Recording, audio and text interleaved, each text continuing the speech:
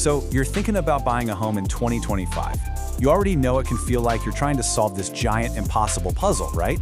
You've got high prices over here, shifting rates over there. It's a lot.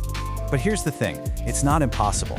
Today, we're going to piece this puzzle together and hopefully give you a really clear guide for navigating this market.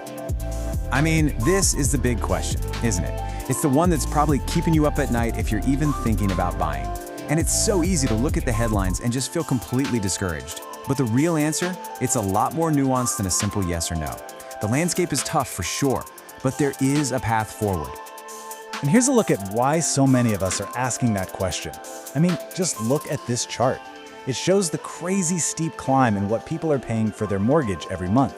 It's a tough picture, and it totally validates any concerns you have about affordability. But look really closely at the very end of that graph. See that? The climb is starting to level off, and that is our starting point for finding a solution. Okay, so how do you even begin to tackle a payment like that? Well, it all starts with your most powerful tool, the mortgage itself.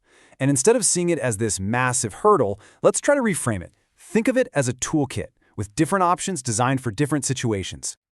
This really breaks down your two main choices. Over on the left, you've got the classic fixed-rate mortgage. This is the path of stability, you know? Your payment gets locked in for the long haul. Simple as that.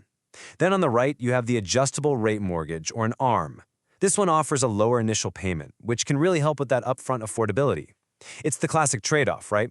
Predictable stability versus a lower starting cost. And an ARM can be a really smart move if you think you might sell before that fixed period is up, or if you're betting that rates are going to fall in the next few years. Let's be honest, though. The moment someone says adjustable rate mortgage, your brain probably gets flooded with a bunch of confusing terms. It can feel super complex, but it really doesn't have to be. So let's just demystify the jargon you absolutely need to know. First up is the initial fixed period. You can basically think of this as the honeymoon phase of your ARM. For a set number of years, usually 5, 7, or even 10, your lower introductory rate is totally locked in. This gives you a really crucial window of predictable, more affordable payments right at the start, which helps you settle into homeownership without worrying about rates right away. But what happens when that honeymoon is over? Well, that's where rate caps become your best friend. They're basically your safety net. They put a hard limit on how much your interest rate can jump up, both in a single year and over the whole life of the loan.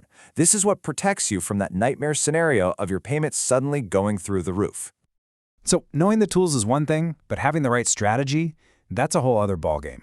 And it turns out, the youngest generation of buyers, we're talking Gen Z, is writing a brand new playbook for this market. They're not giving up, they're just getting a lot smarter about how they approach the whole thing.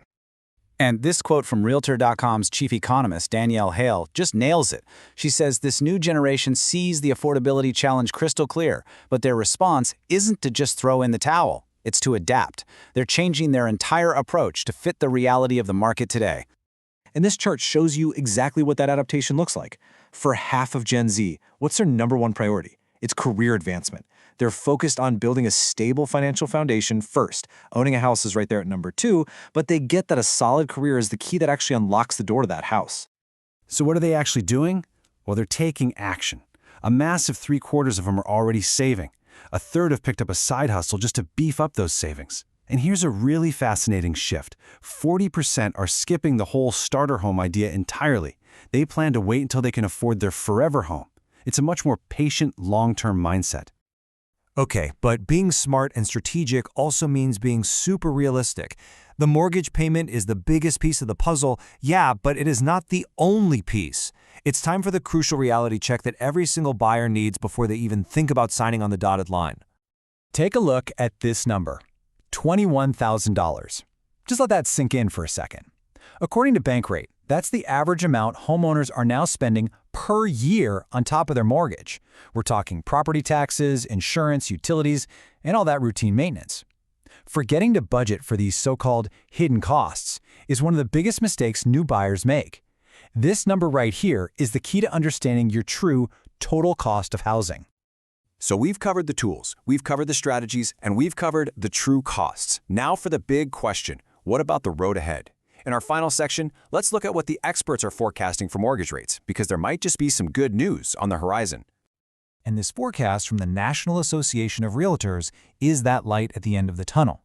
It's projecting that the average 30-year mortgage rate will fall, possibly hitting 6.0% by 2026. And listen, this isn't just a small dip. A change like this could fundamentally reshape the entire market. That's a great forecast, sure, but what does it actually mean for you, for your wallet? Let's translate that abstract percentage point into a real-world impact on your ability to actually qualify for a home loan. And that real-world impact of just a 1% drop is massive. According to this analysis, if rates fall from 7% down to 6%, an additional 5.5 million households across the country could suddenly qualify for a mortgage. That is not a minor shift. That's a potential game changer that opens the door for millions of people. So at the end of the day, the 2025 housing puzzle is tough, no doubt about it. But it is solvable. We've seen that the key is combining the right tools, like really understanding your mortgage options, with the right strategy, like getting your finances in order first. And with rates projected to ease up, a window of opportunity looks like it's opening. The market is definitely set to change. The only question left is, will you be ready when it does?